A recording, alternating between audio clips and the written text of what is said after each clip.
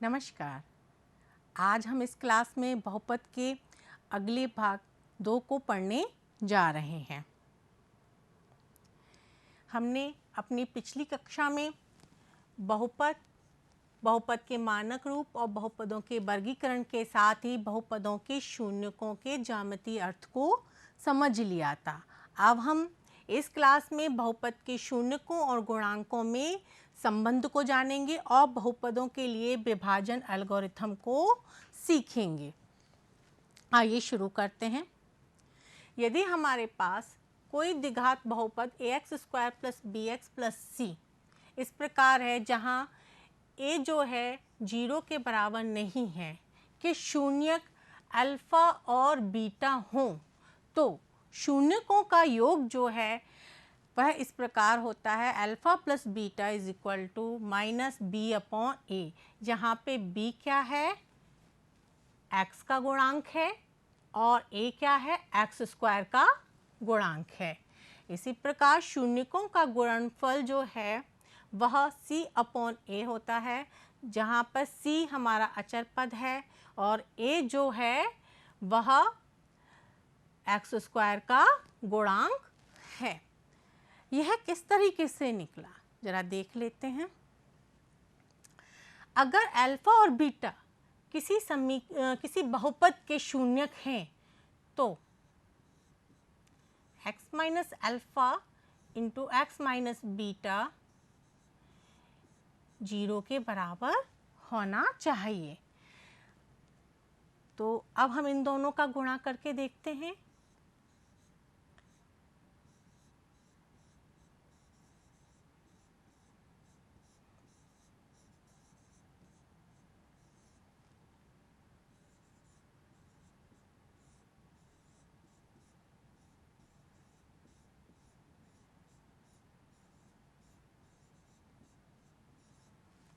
ये हो गया। अब इस समीकरण की तुलना हम द्विघात बहुपद के मानक समीकरण से करते हैं, तो हमको यहाँ पर क्या मिलता है, देखिए इस तरीके से बनाएंगे हम।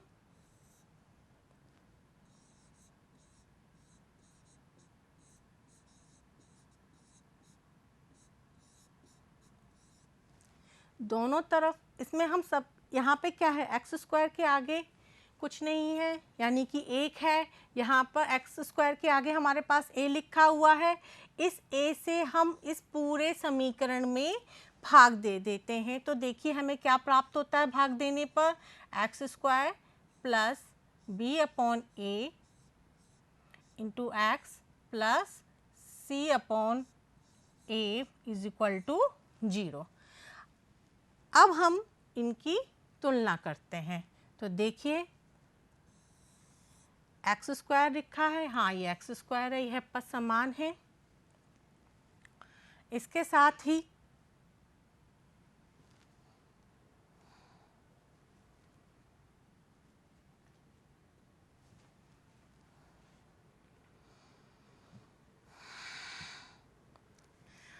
अब हम शून्यकों और गुणांकों में संबंध के लिए देखते हैं। अगर हमारे पास कोई द्विघात बहुपद ax square plus bx plus c, जहाँ a जो है 0 के बराबर नहीं है, कि शून्यक अगर अल्फा और बीटा हो, तो शून्यकों का योग और शून्यकों का गुणनफल कुछ इस प्रकार परिभाषित है।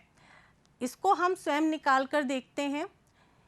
यदि ax square plus bx plus c के शून्यक अल्फा और बीटा हैं, तो उसको हम कुछ इस प्रकार भी लिख सकते हैं, x minus alpha into x minus beta.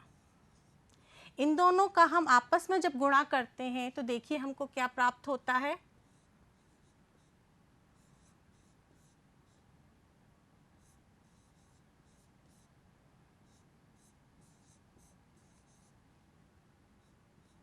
इसी को हल करते हैं तो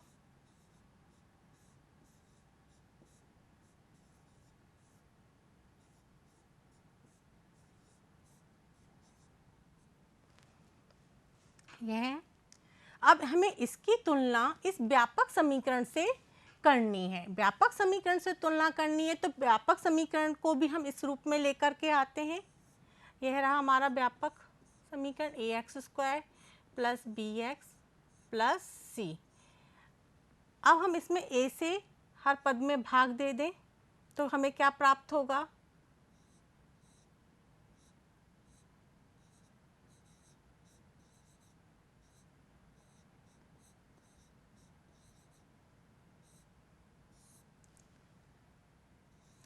जब हम इसमें भाग दे रहे हैं a से, तो हमें a से इसमें गुणा भी करना पड़ेगा, तभी यह इसके तुल्य होगा।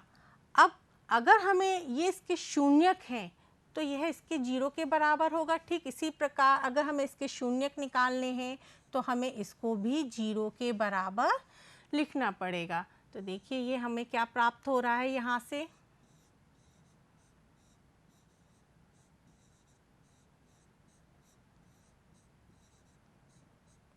अब हम इन दोनों समीकरणों की तुलना करते हैं। तुलना करने पे हमें क्या प्राप्त हो रहा है? अल्फ़ा प्लस बीटा जो है वह b/a के इक्वल हमें प्राप्त हो रहा है, लेकिन चिन्ह क्या लग रहा है बाहर? माइनस का। ठीक इसी प्रकार जब हम अल्फ़ा इंटू बीटा देखते हैं तब हमको c/a मिलता है। अब देखिए तुलना करने पर अल्फ़ा प्लस बीटा हमें क्या प्राप्त हुआ?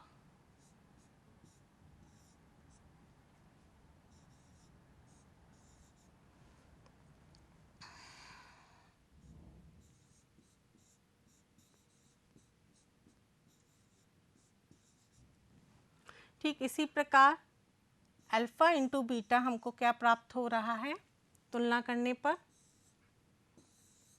c/a।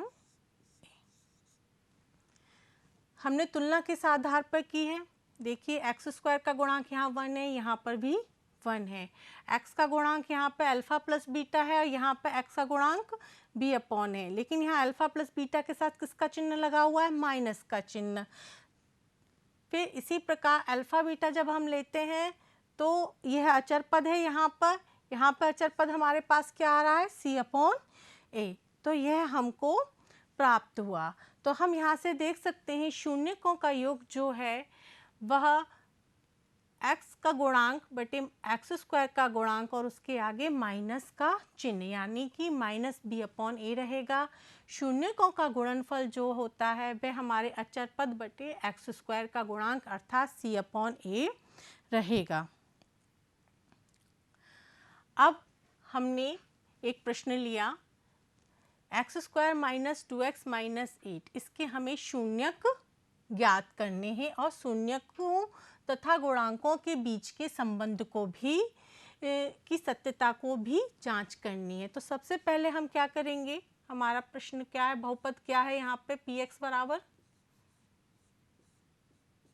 x² minus 2x minus 8,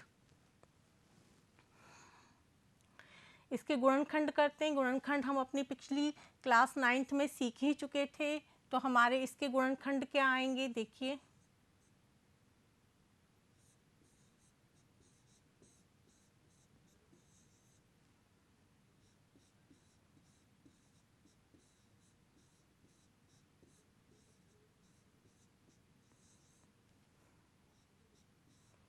इसमें से कॉमन निकल कर आ गया और इधर से 2 कॉमन आ गया, तो हमें इसके गुणनखंड क्या प्राप्त हो रहे हैं? x प्लस 2 और x माइनस 4, ये हमें इसके गुणनखंड प्राप्त हुए। तो अब यहीं से हम देखिए इसके शून्यक क्या होंगे। या तो x प्लस 2 बराबर 0 होना चाहिए या x माइनस 4 बराबर 0 होना चाहिए। तो देखिए x का मान यहाँ से क्या प्राप्त हो रहा है? माइनस का 2, और यहाँ से x का मान हमें क्या प्राप्त हो रहा है? 4, यानी कि px जो है वह 0 के बराबर तब होगा जब x बराबर माइनस 2 हो अथवा x बराबर 4 हो। तो यह तो हमको इसके शून्यक हमको प्राप्त हुए। अब हम शून्यकों और तथा गुणांकों में भी संबंधों की जांच करते हैं। तो देखिए मूलों का जोड़ अल्फ़ा प्लस बीटा। यहाँ हमारे शून्य क्या निकल के आए, -2 और 4। ये हमारा अल्फ़ा है, ले लेते हैं इसको, हम बीटा ले लेते हैं। तो देखिए क्या निकलता है हमको, -2 + 4, ये कितना निकल कर आया हमारे पास, 2। हाँ, यहाँ पर 2 है। कैसे, अभी हम इसको चेक करते हैं। फिर हमने मूलों का गुणा किया। मूलों का जब हम गुणा कर रहे हैं तो 2 गुणा 4, ये हमारे पास कितना आ रहा है, -8 आ रहा है। अब सूत्र हमारा क्या था, अल्फ़ा प्लस बीटा क्या था, -x² का गुणांक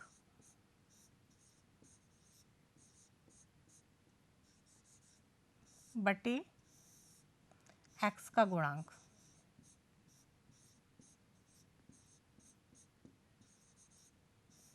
x² का गुणांक हमारे पास क्या आया, यहाँ पे देखिए 1 है, और x का गुणांक हमारे पास कितना है,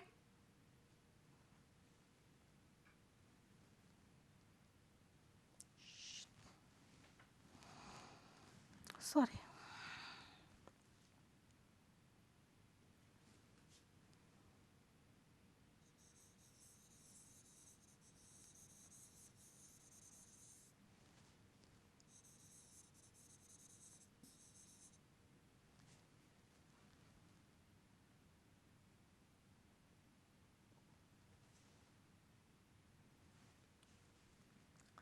अब हम अल्फ़ा प्लस बीटा देखते हैं। यहाँ पर हमारा सूत्र क्या कह रहा था, सूत्र हमारा कह रहा था x का गुणांक माइनस x का गुणांक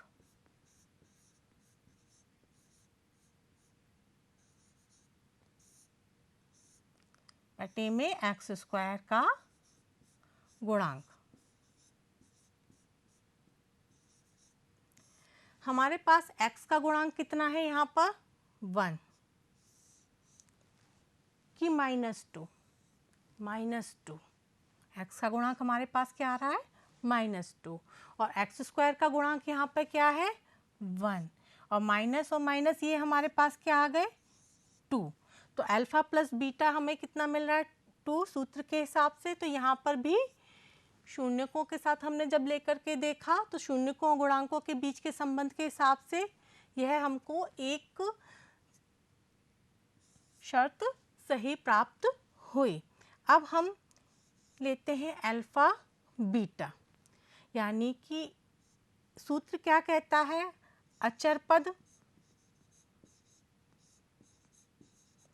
बटे x² का गुणांक।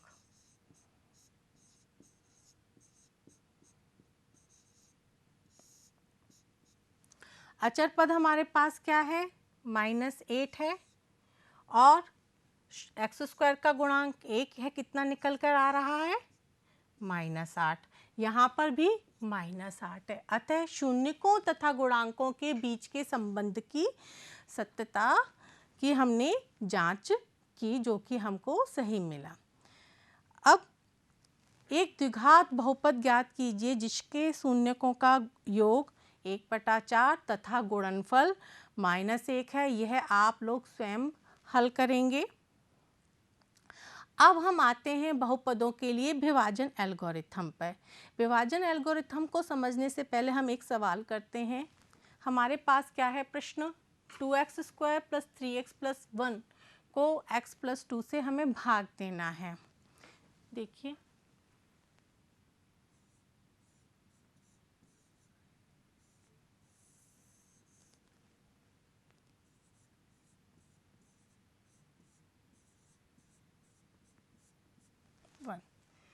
अब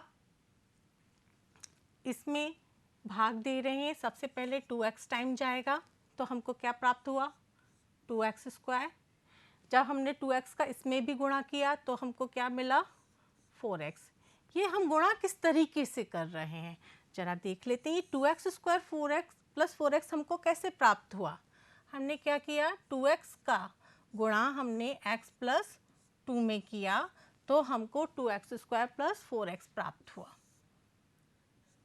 2x का ही हमने गुणा क्यों किया? इसके लिए बहुत आसान तरीका है। हमने इसका जो पहला पद है और इस इधर जिससे हम भाग दे रहे हैं उसके पहले पद को लिया, इनको हल करने पे हमें क्या प्राप्त हो रहा है? 2x। यहाँ से ये जो 2x मिला है इससे हमने इसके अंतर्गत गुणा किया है। अब घटाने पर देखिए हमें क्या प्राप्त हो रहा है, यह हमको 0 हो गया, यह हमारे पास माइनस का x आ गया और ये हमारे पास +1 आ गया। अब जो है हम क्या करेंगे, किससे हम भाग देंगे? x बराबर -1 से। जैसे ही हम x बराबर -1 से जब करते हैं भाग तो देखिए हमें क्या प्राप्त होता है, -x माइनस का 2। घटाने पर हमारे चिन्ह परिवर्तित हो जाएंगे और देखिए हमको क्या प्राप्त हुआ, 0 + 3। अब देखिए यहाँ पे x का एक भी पद नहीं है तो अब इसके आगे हमारा भाग नहीं जाएगा, अतः यह हमारा भागफल आया और 3 हमारा यहाँ पर क्या हुआ, शेषफल। अब हम एक और प्रश्न लेते हैं। इस बार हम x² + 2x + 1 का भाग 3x³ + x² + 2x + 5 में देंगे। तो देखिए हमको क्या प्राप्त होता है। सबसे फर्स्ट टाइम ये जा रहा है 3x, तो क्या हमको गुणा करने पे प्राप्त हुआ, 3x³ + 6x² + 6x, 6x नहीं होगा यहाँ पर, हमारा 3x आएगा। इसको ये गलती ना हो तो इसके लिए हम क्या करेंगे, अलग से करके देख लेते हैं।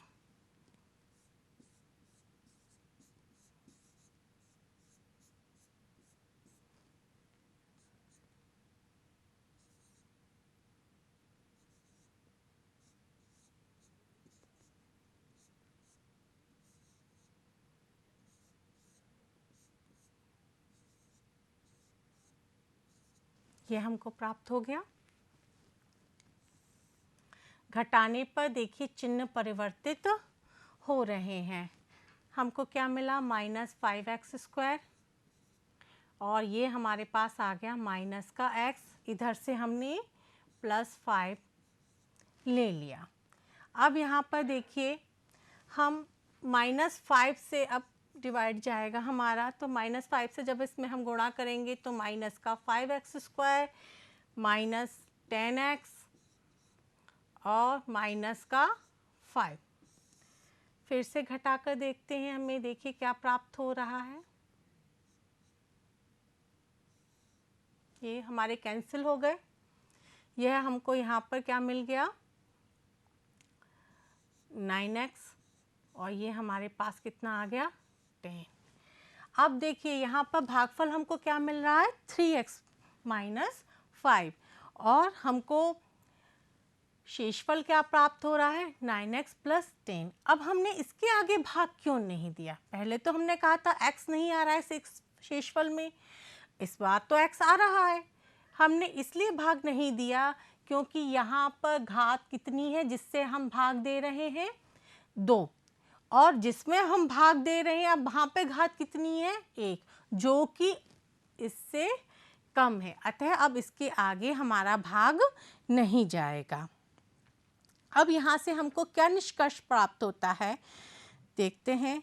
यहाँ से हमें निष्कर्ष प्राप्त होता है, अगर px और gx कोई दो बहुपद हैं जहाँ gx 0 के बराबर नहीं है तो हम बहुपद qx और rx ऐसे प्राप्त कर सकते हैं कि px बराबर gx × qx + rx, जहाँ rx बराबर 0 अथवा rx की घात जो है gx की घात से कम है, अर्थात भाज्य बराबर भाजक गुणा भाजफल प्लस शेषफल। यह निष्कर्ष बहुपदों के लिए विभाजन एल्गोरिथम कहलाता है। अब हम एक और प्रश्न लेते हैं। इसके में हम भाग के साथ साथ विभाजन एल्गोरिथम की सत्यता की भी जांच करेंगे। लेकिन इसमें एक चीज़ का ध्यान दीजिएगा, ये दोनों ही जो बहुपद दिए गए हैं दोनों ही मानक रूप में नहीं लिखे हुए हैं। तो सबसे पहले हम इनको मानक रूप में बनाएंगे। तो देखिए हमें क्या मिलता है मानक रूप में लिखने पर। असल में पहले हम लिख लेते हैं, हमारा बहुपद क्या था, 3x² माइनस x³ माइनस का 3x प्लस 5। अब हमको यहाँ पर देखिए मानक रूप में जब हम लिख रहे हैं तो सबसे पहले x की घात सबसे ज़्यादा वाला पद आगे आएगा। यहाँ पे हम मानक रूप अवरोही क्रम का ले रहे हैं जहाँ घातें घटते हुए क्रम में रहेंगी।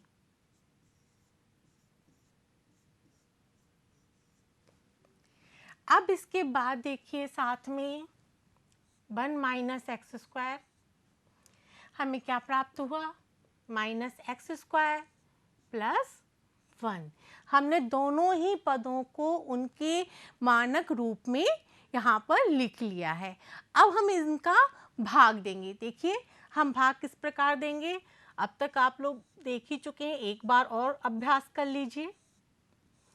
भाग देने के बाद ही हम इसकी सत्यता की जांच करेंगे।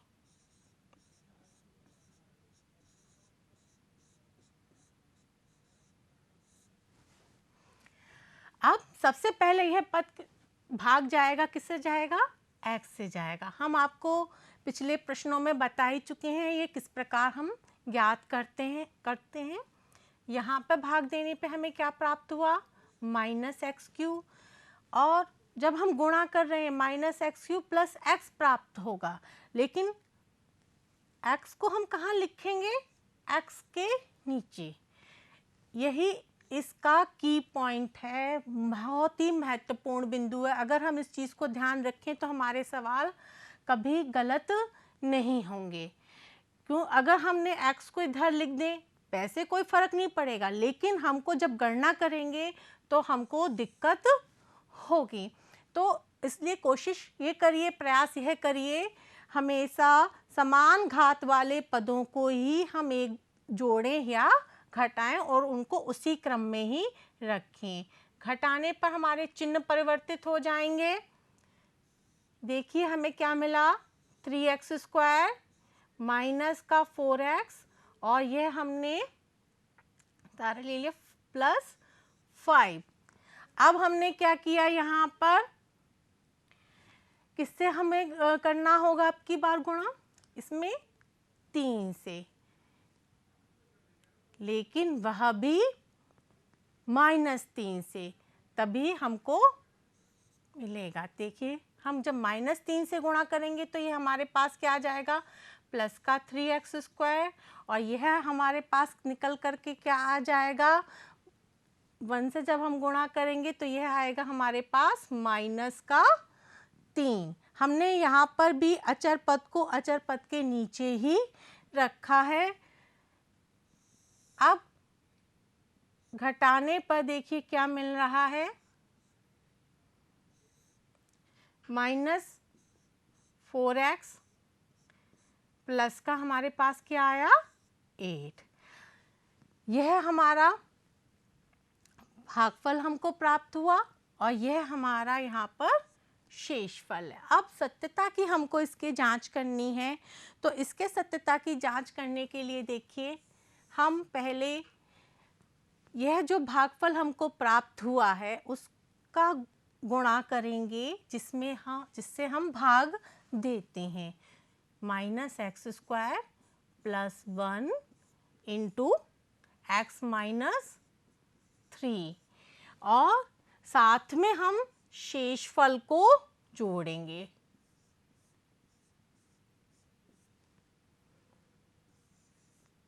देखिए क्या प्राप्त होता है, हमको गुणा किया हमने, माइनस का x³ प्लस का x माइनस का 3x स्क्वायर और माइनस का 4x प्लस का 8। अब देखिए माइनस का एक्स क्यू ही रहेगा हमारे पास, और इसमें एक चीज़ रह गई हमने गुणा करने पर। देखिए 3 का जब हमने 1 में गुणा करेंगे तो हमको 3 और प्राप्त होगा, यानी कि हमने क्या किया, x का जब माइनस एक्स स्क्वायर में गुणा किया तो हमें माइनस एक्स क्यूब प्राप्त हुआ। x का गुणा जब हमने 1 में किया तो हमें x प्राप्त हुआ। माइनस 3 का गुणा जब हमने माइनस एक्स स्क्वायर में जब हम करते हैं तो हमको प्लस का 3x स्क्वायर प्राप्त होता है, और जब हम माइनस 3 का गुणा जब हम 1 में करते हैं तब हमको यहाँ पर माइनस का 3 प्राप्त होगा। इस चिन्ह को हम यहाँ से हटाते हैं और इसकी जगह हम बीच में यहाँ पर माइनस लगाएंगे। ऐसी गलती आप सभी से हो सकती है। इसके लिए हमें क्या ध्यान रखना होगा, हमें सिर्फ इस एक चीज़ का ध्यान रखना होगा, जब भी हम गुणा करें तो हम गुणा को अलग से लिख लें। जब हम अलग से लिख लेते हैं तो हमारी गलती नहीं होती है। देखिए फर्स्ट इसका हमने गुणा इधर किया, माइनस एक्स क्यू हमें प्राप्त हुआ, फिर ये हमें प्लस का x प्राप्त हुआ। माइनस का जब हमने इसके साथ गुणा किया तो माइनस का 3x स्क्वायर और प्लस 1 इंटू माइनस 3, यह हमको क्या प्राप्त हुआ, माइनस का 3। अब देखिए हमें क्या प्राप्त हो रहा है, minus x Q plus x plus 3x square minus का 4x प्लस 8 माइनस 3। यही लाइन हमने दोबारा से लिख ली है जिससे हमें स्पष्ट रूप से गणना करने में आसानी हो। माइनस का एक्स क्यू लिया। अब इसके बाद हमने इससे कम घात वाला पद क्या था हमारा 3x स्क्वायर, इसमें कहीं और कोई 3x स्क्वायर वाला पद है नहीं है, तो यह ऐसे ही आ जाएगा। अब हमारे पास प्लस का x है और माइनस का हमारे पास 4x है, तो ये कितना आ गया हमारे पास, माइनस का 3x हल करने पर। इसके बाद 8 में से जब 3 जा रहे हैं तो हमें क्या प्राप्त हो रहा है, 5, यानी कि जिसमें हमने बहुपद में भाग दिया था वह हमको प्राप्त हो गया। अतः हम यहाँ पर कह सकते हैं कि विभाजन एल्गोरिथम की जो सत्यता थी, जो उसकी जो प्रमेय थी, वह हमारी सिद्ध हुई। इसके बाद आप अपनी प्रश्नावली में दिए हुए सवालों को हल करिए और गणित का बार बार अभ्यास करें, और जहाँ कहीं कोई दिक्कत आए तो आप अपने टीचर से प्रश्न पूछ सकते हैं। धन्यवाद।